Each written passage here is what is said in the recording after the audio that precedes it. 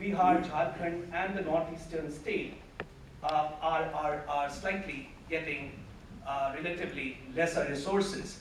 So as I was pointing out, we need to see what are the pockets of poverty, what are the pockets of backwardness in our country, and we need to prioritize our interventions in those areas if we actually want to transform. So that also brings us to a central question of what is the sphere of influence? Should NTPC or ONGC should focus only on its immediate boundary management? Of course that is important, but can we think of a new CSR paradigm where we can extend our limits? So one question is, what should be the sphere of influence for Google? That's also one question that we need to deliberate on. So it shows just the percentages of allocation, which states are getting higher CSR budget and which states are getting the lesser CSR budgetary allocation. Yeah. So I will stop here and we will have more time for discussion on the subject. So just to give you understanding of where the money is going. So if you can see in 17, 18 and 18, 19, the health and education, so 1691 crores to 2145 crores. In education, 2200, 2700. So you can see the allocation is going in particular sectors. I will stop here and we will have questions and discussions on some of these issues. Thank you. Thank you, Dr. Shashi. Now may I call Professor Ritambaram Hemant. Ritambara. Okay? Yeah, sure. In fact, as you all know, she is a dean of ACE. She has already written 2 books on ecology, equity, and freedom.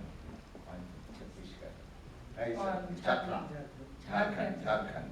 The tribal culture, movement for self, and governance. So with this background, she has also written, I think, another book towards a new society in India and on security guards of Mumbai. That's the background. Let's listen to her. Over to you, madam. Thank you. Thank you for that introduction. It's quite evident I'm a social scientist. I'm actually an anthropologist. I come from the other end of CSR, like a polar opposite. In anthropology, in my discipline, people are very critical of CSR and the kind of work, and especially in tribal studies, there's a whole lot of critique on the prevalence of mining in tribal areas, and the changes that are happening in communities there. So you must be aware of all of that. It's part of newspaper writings, and there are many, many books on that. So I'm someone who sort of moved from that very radical position to somewhere in a middle ground now, because I think I reached a point where I felt that we were engaging a very polarized and sort of unproductive discourse between, say, CSR activity and industrial activity, which is very essential for the country, and a very sort of pro-people, activist, sort of, academic position on the matter. And my location in the School of Development Studies actually helped me make that transition. So if you were to read my book on ecology, equity, and freedom, you will get a different flavor. But now I'm a part of the School of Development Studies and also a part of TOCPAD. TOCPAD is an initiative we started only recently after we began our work in Chhatra, which is basically this observatory on knowledge partnerships and aspiration districts. And I'll come to why we came up with TOCPAD. But before I do that, I'm going to give you an outsider's perspective. I'm not a CSR person, but I would like to take you through the journey that we went through when we started our work on Chhatra.